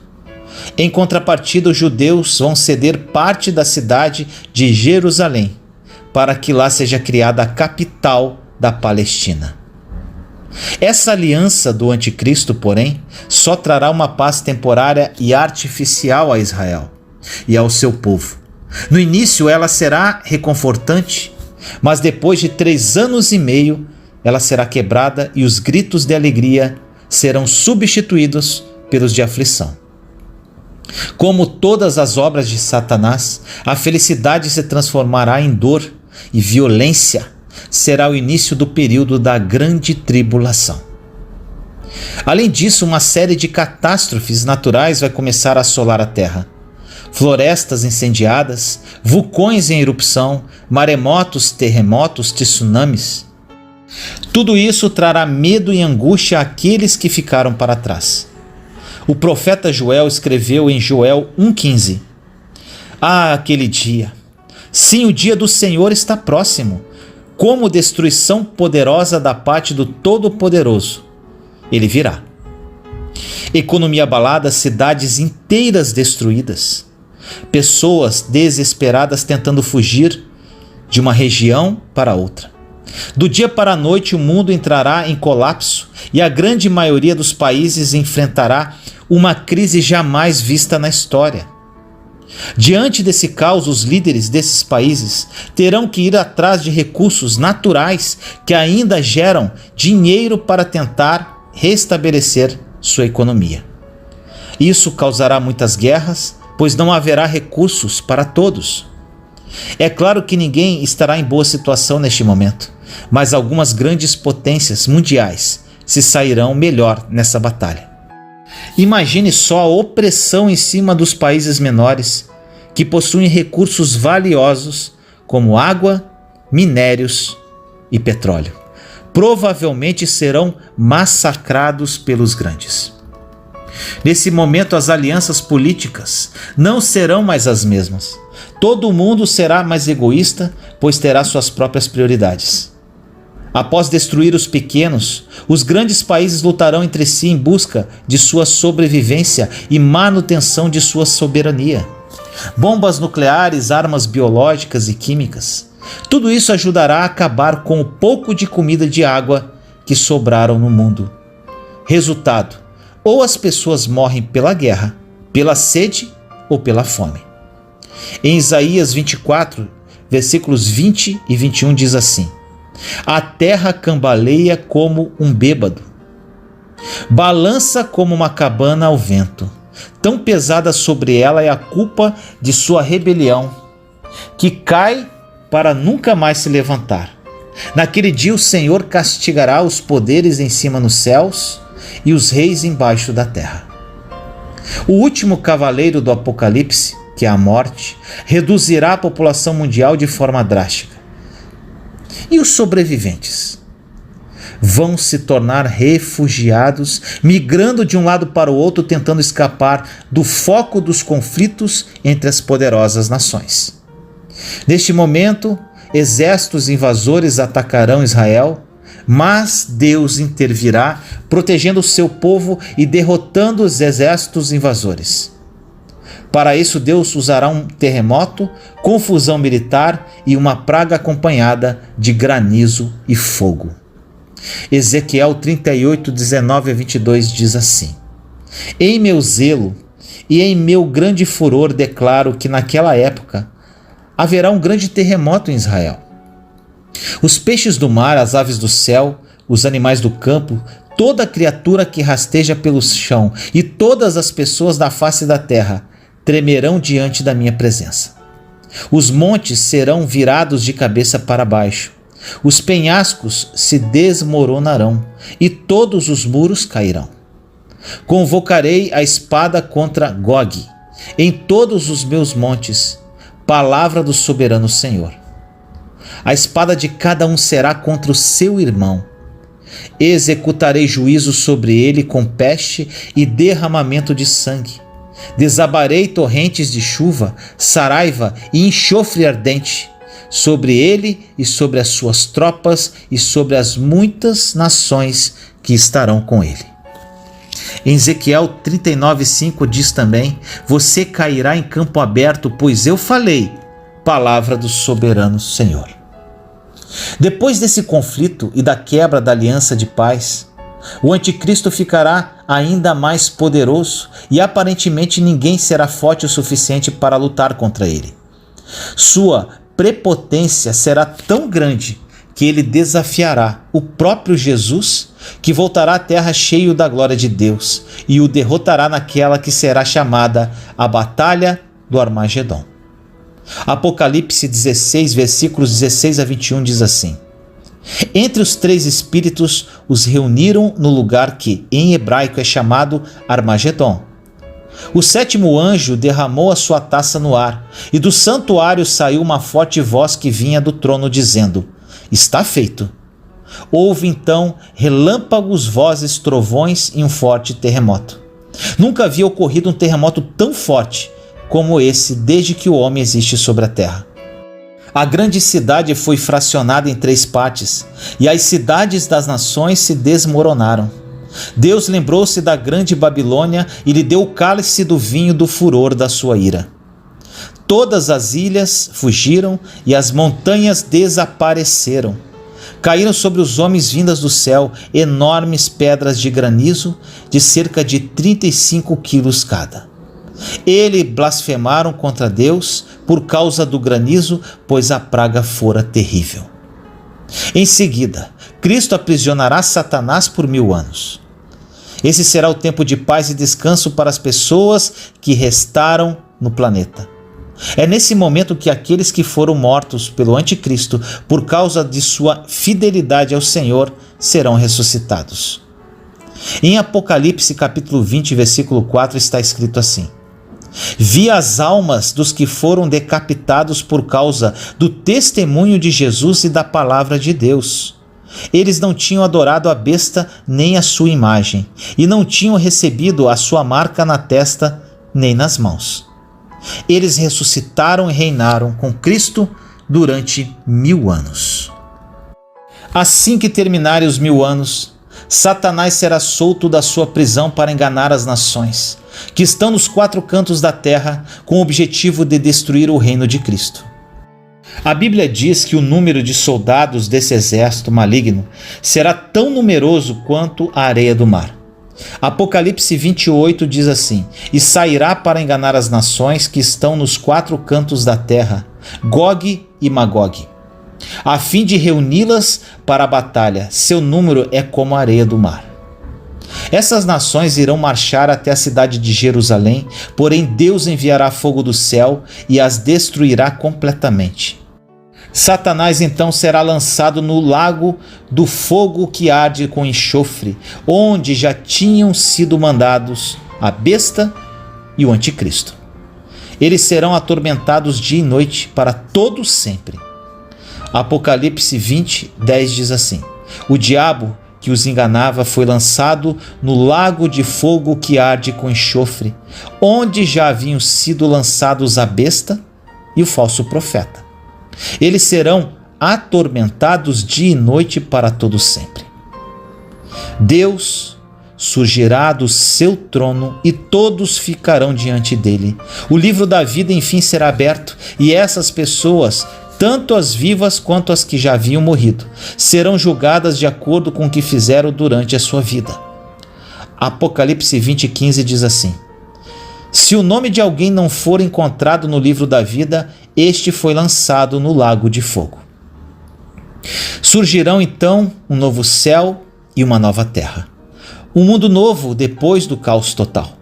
Uma terra onde os novos habitantes terão uma vida eterna de paz e alegria. Uma terra onde Deus se faz presente entre eles e todos vivem juntos no mesmo local. Um lugar onde não existe tristeza, dor ou sofrimento. Não haverá mais luto, pois a morte já não existirá. Ao final do livro de Apocalipse, o Senhor deixa o seguinte recado para mim e para você em Apocalipse capítulo 22, versículos de 12 a 14. Eis que vem em breve. A minha recompensa está comigo, e eu retribuirei a cada um de acordo com o que fez. Eu sou o Alfa e o Ômega, o primeiro e o último, o princípio e o fim. Felizes os que lavam as suas vestes, para que tenham direito à árvore da vida e possam entrar na cidade pelas portas. Ore comigo assim: Pai amado, nos colocamos em sua santa e doce presença neste momento, eu, meus irmãos e irmãs em Cristo Jesus.